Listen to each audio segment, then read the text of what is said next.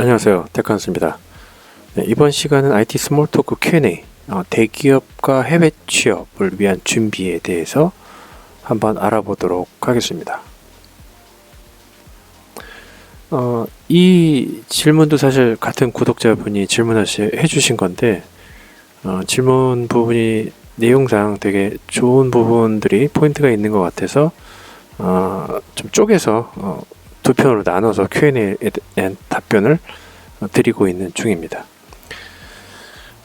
그래서 대기업과 해외 취업에 대한 준비에 대한 얘기를 진행하는 데 있어서 일단은 그 선택은 중요하고요. 첫 직장의 중요성은 아무리 강조해도 지나치지 않습니다. 제가 취업에 대한 부분에 대해서는 사실 다른 영상에서 자주 언급해서 그 내용을 조금 아시는 분들은 아실 거예요.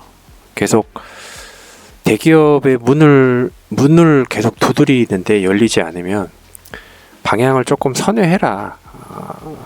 작은 중소기업이라고 하더라도 좋은 스킬셋이 있는 회사는 가볼 만한 가치가 있다라고 제가 늘 말씀을 드렸는데, 질문하신 구독자분께서는 이미 그런 길을 타고 있는 것 같아서 굉장히 합리적인 결정을 했다, 굉장히 실용적인 결정을 해서 출발을 하시는 분이다라는 생각이 들어서 굉장히 개인적으로 감이 굉장히 좋습니다. 네, 굉장히 잘 되실 것 같다는 생각이 들어요. 그러니까 합리적인 판단을 잘 하시는 분인 것 같아요. 그래서 뭐 그렇지 않고 아직도 대기업 문을 두드리시는 분들이 계시는데, 취업에도 이 전략이 필요합니다. 그래서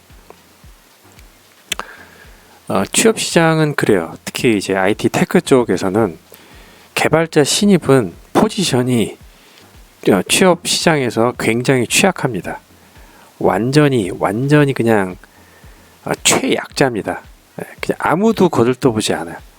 개발자 신입은 정말, 왜냐하면 이제 그 대학 졸업생들도 있고 타 업종에서 넘어오신 분들도 있고 국비 출신도 있고 학원 출신도 많기 때문에 그냥 걸려 넘어지는 게 개발자 신입이라고도 볼 수 있어요. 어떻게 보면 출발선상은 그렇다는 거예요. 그렇기 때문에 취업 시장에서는 그냥 거들떠보지도 않아요, 사실 개발자 신입의 포지션이. 근데 대기업이든 스타트업이든 중소기업이든 개발자 3년 이상이 되면 정말 아이러니하게 최강자가 됩니다. 그러니까 솔직히 골라갈 수 있어요. 본인이 충실하게 어필하고 기본적인 뭐 코딩 테스트 같은 거 되고, 뭐 그게 없어도 돼요. 어느 정도 커리어가 되고 나이가 어리면 진짜 그냥 골라갑니다. 네. 그래서 그래도 취업이 어렵지만 IT 업종이 그래도 각광을 받는 게 이런 어떤 그 메커니즘 때문에, 지금 말씀드린 대로 개발자 경력이 있으면 그 다음부터 쭉쭉 뻗을 수가 있어요. 그래서 개발자 신입분들 중에 좀 힘들어 하시는 분들이 있는데, 그렇게 생각 안 하셨으면 좋겠어요. 왜냐면 어디든 들어가게 되면 3년 정도만 있으면 네, 좋은 시절 옵니다. 그래서 결코 일단은 너무 조급하게 생각 안 하셔도 되고요. 전략을 좀 잘 짜셔야 될 것 같아요. 코로나 이전에는 보통 이제 졸업하고 이제 목표가 장기적인 거시적인 목표가 졸업하고 이제 대기업이 여의치 않으면 중소기업, 전략적으로 중소기업 몇 년 있다가 대기업으로 옮기고 대기업에서 해외 취업으로 옮기는 게 이게 가장 이상적인 이제 구도다, 이렇게 봤었는데, 코로나 이후로는 좀 졸업 후에 이제 대기업이 이제 최종으로 가고 있는 것 같아요. 물론 이제 안 되면 또 중소기업 중간에 한번 베이스 캠프 찍고 대기업 간 형태, 그러니까 가장 일반적으로 권고드리는 테크트리라고 볼 수가 있고요. 사실은 코로나 이전에 해외 취업은 사실 진짜 로망이었어요. 개발자분들, 특히 우리나라 그 개발자 대우가 요즘은 많이 좋아졌는데, 예전에는 해외와 국내 개발자들 그 뭐랄까 평가가 너무나 좀 갭이 좀 컸어요. 그래서 해외 취업으로 이제 고액 연봉을 받으려고 하시는 분들이 굉장히 많았거든요. 그러니까 나는 왜 해외만큼 대접을 안 해주냐, 국내에서는. 국내 개발자분들이 그래서 해외로 넘어가는 경우가 많다 보니까 이런 해외 취업이나 이제 실리콘밸리에 대한 이야기들, 그리고 해외 취업이 이미 성공하신 그 개발자분들 유튜브나 채널, 그리고 블로거들이 굉장히 인기가 많았는데 코로나 시절 넘어오면서부터 조금 주춤했어요. 그리고 도리어 이제 해외 취업하신 분들이 국내로 돌아오는 경우도 많아요. 역으로. 그러면서 이제 네카라쿠베 같은 우리나라 유수에 있는 IT 개발 서비스 개발 회사에서 평균 연봉이 이제 높아지기 시작했어요. 지금 약간 트렌드죠. 그래서 평균 연봉 막 카카오, 네이버 막 1억 돌파하고 개발자 초봉 막 6천만 원 찍고 5천만 원 찍고 막 이렇습니다. 그래서 지금은 이제 그래서 해외 취업이 사실은 이미 다 아실 거예요. 이제 한때 유행이고 선망의 대상이었지만 그 세금이 되게 많이 나가요. 그리고 거기 그 렌트 비용이 굉장히 비싼 거 아시죠? 그래서 그냥 뭐 그 자기 그 월급 명세서에 찍힌 거 그대로 그냥 보는 거에 만족하고 그냥 매달 나갑니다. 쫙쫙쫙. 그래서 그런 걸 알기 때문에 이제 해외 취업이 이제 해외 경험하는 거 말고는 이제 많지가 않다는 걸 알고 나서부터, 그리고 코로나로 인해서 좀 선호도가 계속 떨어졌었던 거죠. 국내도 연봉 측면에서 그냥 살만합니다. 그리고 뭐 해외에서 이제 시작하다 국내에 이제 확산되기 시작한 이제 대기업에서의 그 IT 직군에 대한 코딩 테스트도 기본적인 과정으로 이제 점점 확산되고 있어요. 근데 코딩 테스트가 때로는 어떤 변별력의 선한 좋은 의도의 기준이 되기도 하지만 불필요하게 지금 문턱이 좀 높아진 상황도 있거든요. 그러니까 코딩 테스트에 있는 문제 아시죠? 문제 나오는 거가 현업에서 그렇게 많이 사용되지가 않아요. 그래서 그 코딩 테스트의 로직 부분은 사실 어떤 그 IT 개발 직군도 여러 개인데 실제 R&D 센터에서의 어떤 그 엔진을 설계한다거나, 그러니까 IT 어떤 개발에서의 어떤 그 뭐 렌더링이나 또 뭐 엔진을 설계하는 게임 개발자도 마찬가지지만 아주 코어한 부분을 설계하는 사람이 아닌 경우는 사실 그 정도 레벨까지는 안 가도 되거든요. 근데 이런 것들이 이제 IT 개발 경력자나 심지어 개발을 보다는 이제 엔지니어 포지션에 있는 분들한테도 동일한 코딩 테스트를 요구하는 경우도 많은데, 근데 물론 코딩을 하면 좋죠. 뭐 그걸 굳이 안 할 필요는 없는데, 뭐 사람마다 이제 코딩 쪽에 이제 좀 시간이 없거나 그런 부분들도 있으니까 그런 면에서는 코딩 테스트는 글쎄요, 뭐 장단점이 있는 것 같아요. 뭐 제가 평가하기보다는. 네, 그래서 어차피 뭐 개발하시면서 아시잖아요. 뭐 내가 짠 그 로직이나 알고리즘이 검증이 안 된 부분도 많기 때문에 사실 검증된 알고리즘이나 그런 뭐 리서치나 스택 오버플로에 나오는 그런 것들을 참조를 사실 많이 할 수밖에 없어요. 그리고 내가 그걸 로직을 받아가지고 검증을 또 하잖아요. 그런 부분들이 있어서 코딩 테스트는 그냥 일련의 과정일 뿐이에요. 너무 코딩 테스트로 너무 집중해서 재수, 삼수, 사수 또는 코딩 테스트를 위해서 뭐 비즈니스를 하고 이런 것들은 조금 좀 그래요.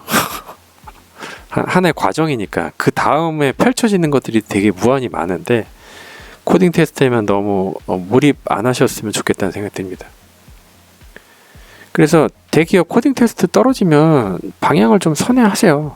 굳이 뭐 대기업 연봉도 중요하지만 중요한 건 이제 아까 얘기한 대로 3년차 이상을 넘어야 되기 때문에 빨랑 괜찮은 회사 스킬셋 쌓으면서 빨리 이제 일 시작하고 적지만 월급 받아가면서 일하시는 게 더 중요해요. 경력이 중요하다는 거예요. 그래서 대기업 초봉 연봉이 이제 경쟁이 심하고 이렇게 갭이 커도 어떻게 보면 조직 압박이 많아요. 대기업이나 이제 외국계나 외국 취업해서 하는 그 아마존도 마찬가지지만 조직 압박이 쉽지 않습니다. 네, 많습니다. 그래서 중견 회사에서 그냥 롱런 하면서 그냥 쉬엄쉬엄 일하시는 분들도 많거든요. 뭐 20년, 30년 일하시는 분들도 있고 괜찮은 포지션도 많아요. 그래서 굳이 대기업에 너무 올인 안 하셨으면 좋겠어요. 그래서 대기업이나 중견기업은 이제 채용 당시에 정해진 포지션이 있죠. 근데 규모가 큰 만큼 체계적이에요. 그리고 연봉도 높지만 실제 들어가서 일하다 보면 내 파트가 굉장히 작다는 느낌을 받으실 거예요. 내가 하는 역할에 대해서. 그리고 이런 것들이 반복적으로 일해야 되는 한계가 분명히 있어요. 그래서 새로운 분야를 또 하고 싶거든요. 그 조직 내에서, 대기업 조직 내에서 새로운 분야로 옮기고 싶지만 계열별로 이동하는 게 현실적으로 쉽지가 않아요. 왜냐면 각 그 어떤 본부 내에서의 TO도 있고 또 팀장이나 본부장의 성향도 있고 그렇기 때문에 이게 인력 이동이 쉽지가 않아요. 그런데 중소기업인 그래서 이제 대기업이 이제 모두 좋다고 할 수 없는 게 얼마 전에 발생한 이제 카카오 사태 보세요. 물론 이것도 기업마다, 본부마다, 팀마다, 팀장마다 다 달라요. 근데 어쨌거나 이런 것들이 발생한다는 거는 그만큼 조직이 거대해지고 비대해지면서 인사팀이나 또는 평가 기준이 어떤 공통적인 표준에 맞는 시스템을 뭔가 제시하고 테스트를 하다 보니까 불필요한 시도들을 많이 하는 조직도 있어요. 예, 저는 이 카카오에서 이 블라인드에서 올라온 이 인사평가지를 보고 깜짝 놀랐어요. 함께 일하고 싶지 않다라는 이런 항목을 넣은 것 자체가 좀 문제가 많아요. 제가 개인적으로 볼 때는. 그래서 이런 것들이 이제 다른 뭐 대기업 서비스 회사에서도 뭐 이루어지는 거 아니겠지만 동일하게 규모가 커지면 이러한 부분들이 발생을 해요. 그래서 꼭 행복 지수로 보자면 행복할 수 있는 건 아니에요. 대기업이 연봉을 높게 준다 그래서 그게 행복하진 않을 것이다. 그래서 뭐 중소기업에서 이제 대기업이나 해외 취업을 준비하는 경우 준비는 사실 이미 다 알고 있잖아요. IT 기술에 대한 어떤 기업 활동이나 커뮤니티 활동, 그리고 오픈소스 활동, 뭐 블로그 활동, 사이드 프로젝트 어필할 수 있는 것들을 다 드러내면 그게 다 도움이 됩니다. 물론 대기업은 대기업을 좋아하고 외국 기업은 외국 기업을 좋아하지만 두드리면 열립니다. 네, 전 그렇게 생각을 하고 있고요. 그리고 대기업이나 해외 기업, 대기업 뭐 해외 취업도 마찬가지지만 꼭 실력만 가는 것도 아니에요. 운도 따라야 되고 그래서 너무 스트레스를 안 받으셨으면 좋겠어요. 내가 있는 포지션이 중소기업이든 스타트업이든 대기업이든 해외 취업이든 뭐 오만할 필요도 없고 너무 기죽을 필요도 없고 그냥 내가 좋아하는 게 테크면 그냥 묵묵하게 가시면 돼요. 그냥 즐기면서 일하는 거, 그러니까 스트레스를 얼마나 적게 받으면서 행복 지수를 높이면서 일하면 되거든요.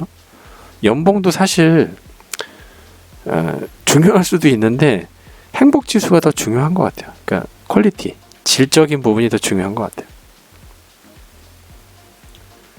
그래서 뭐 해외 취업인 경우 이제 영어 인터뷰가 다수 있기 때문에 평소 이제 IT 기술, 외국 영상이나 테드 같은 것들 들으면서 요즘은 해외 뭐 유튜브도 뭐 실시간 번역도 되기 때문에 굳이 영어 공부를 위한 영어 연수가 코로나 때문에 더 그렇지만 별 의미가 없는 것 같아요.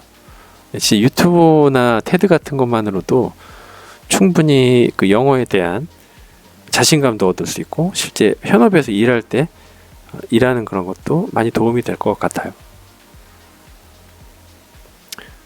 그리고 취업의 기회라는 것도 어느 순간 갑자기 생기거든요. 그러니까 문을 두드리는데도 문이 안 열리잖아요. 근데 어느 순간인가 갑자기 기회가 막 쏟아집니다. 근데 기회가 쏟아질 때 준비하는 건 이미 늦었어요.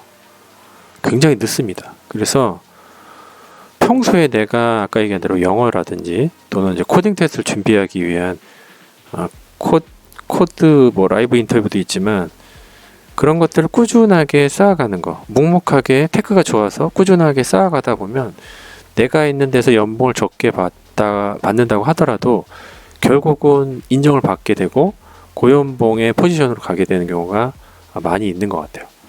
그래서 너무 스트레스를 받지 않으셨으면 좋겠어요. 그냥 이것도 뭐 당연한 얘기지만 즐기면서 그냥 이 분야에서 일하시면 될 것 같아요. 네, 궁금하신 점 문의 주시면 영상 만들어 드립니다. 테크한스였습니다. 감사합니다.